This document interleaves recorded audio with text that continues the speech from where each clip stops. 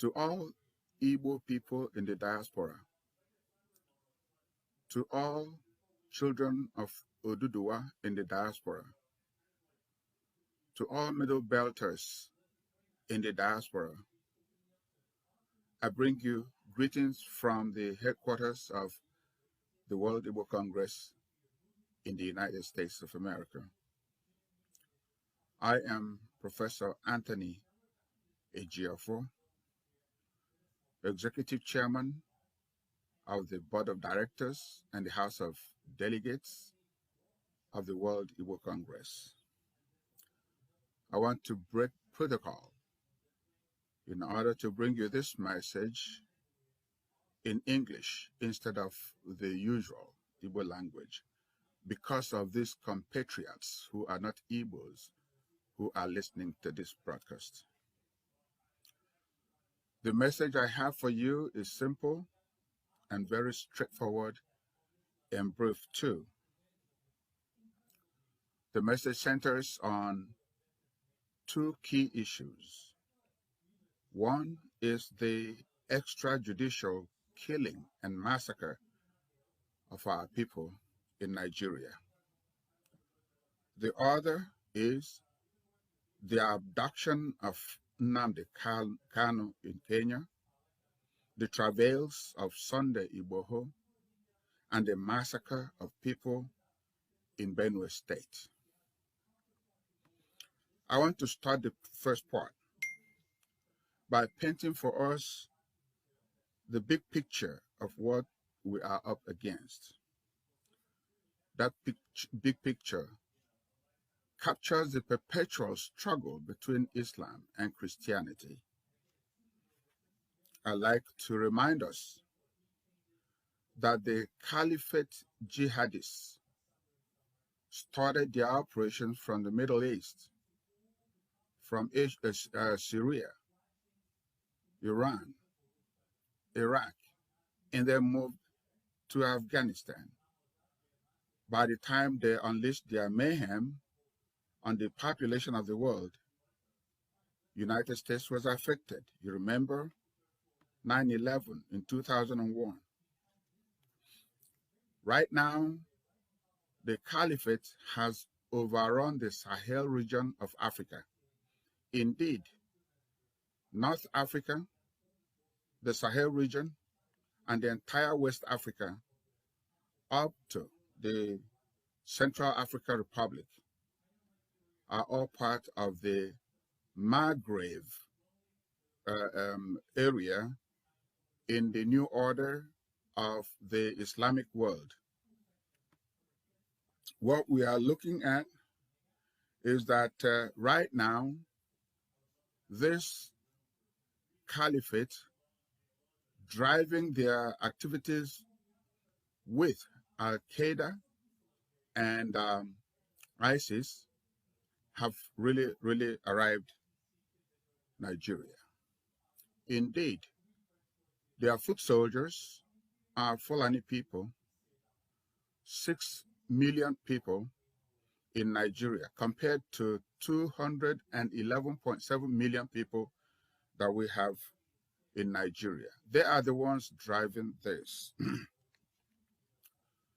In Nigeria, they are propelled by ISWAP, which is ISIS in West Africa. They are propelled by Boko Haram.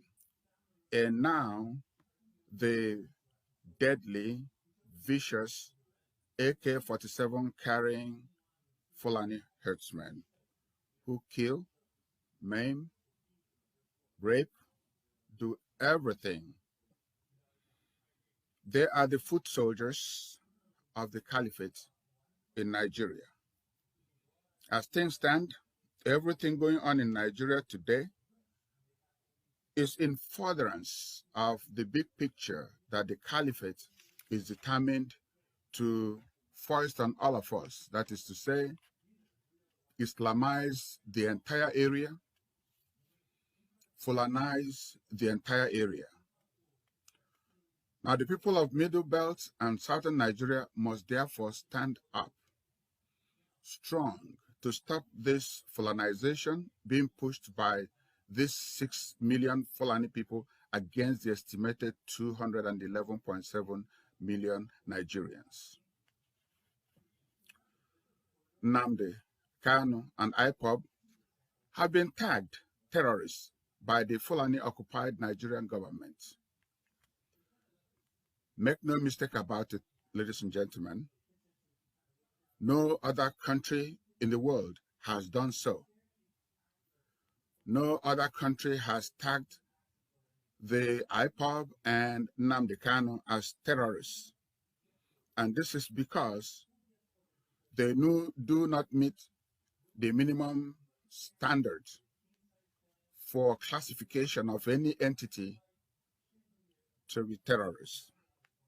On the contrary, the Boko Haram, of course, has been tagged terrorists. ISWAP the same, but the Fulani herdsmen have not been tagged terrorists, and they are. Recently, just last month, Nnamdi was abducted from Kenya in an operation that is reminiscent of what happened to Umaru Diko and the crates. My people, what that shows is that there is everything in it that is illegal. Illegal international gangsterism and negation and no respect for the rule of law. Sunday Igboho was attacked in his hometown Igboho in southwestern Nigeria. His house was burnt. His people were massacred. Recently, Benue people in the Middle Belt were sacked from their indigenous lands. They were put into camps. And even in those camps, which we called IDPs, they were still attacked and killed. Hundreds of them were killed. How long will this continue in Nigeria? Now, what do all these people have in common? Nnamdi Kanu, IPOB, Sunday Igboho and his people, the Benue people, what do they have in common? They stand in the way of the scheme of the Fulani Caliphate. That is why they must be taken out. And make no mistake about it, the Nigerian government is the enabler because they look the other way when Boko Haram, ISWAP, and Fulani herdsmen are carrying out mayhem on other people. So, and knowing them as we do, they will stop at nothing to do what? To eliminate any obstacle in their way, even if it means killing the entire 211.7 million people who are not Fulani or Hausa. I'm sorry, Fulani or non-Muslims. I must doff my hat for the stalwart called Governor Sam Otom of Benue State. This man has stood like a firewall between his people and the rampaging caliphate foot soldiers. I therefore call on the governors of the South, entire South, to be like Governor Otom, who is not shy to protect his people. I would like these governors and other leaders in Southeast and South-South to be more proactive in the defense of their people. We do commend them for coming together and making some laudable pronouncements recently, but they need to do more. These caliphate foot soldiers ain't playing at all. You don't joke with them.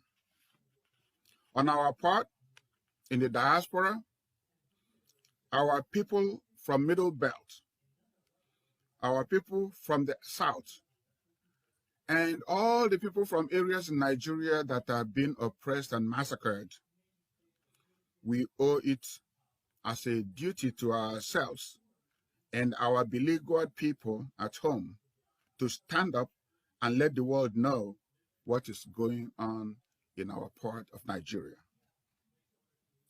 On Wednesday, July the 21st, 2021, we will march in all metropolises in North America, in South America, in Europe, in the Middle East, in Asia, and the Pacific Rim. We will let the centers of political power, the centers of diplomatic power in the world, we'll make them become aware of the danger facing Christians in the hands of jihadists in Nigeria and West Africa. It will be a synchronized march. March materials have already been made available and delivered to your local leaders or local leadership. We are asking for a referendum which will allow the people of Nigeria, over 400 diverse ethnic groups that are actually complete ethnic nationalities. We are asking that they be allowed to choose how they rule themselves. Therefore, a referendum will be the proper thing to do at this time. We are asking for the unconditional release of Nnamdi Kanu, who was criminally abducted from Kenya. No international standards were observed. We are not even talking about trial. We are talking about release, unconditional release, because of the crookedness of the process with which he was abducted. We are asking for all forms of killing in the Middle Belt and the South to cease. And we're calling on the federal government to pull the troops they have unleashed on the people with a shoot-at-sight order. We are asking for the proscription for the real terrorists, the Fulani herdsmen. We are asking for them to be proscribed and labeled or classified as terrorists accordingly.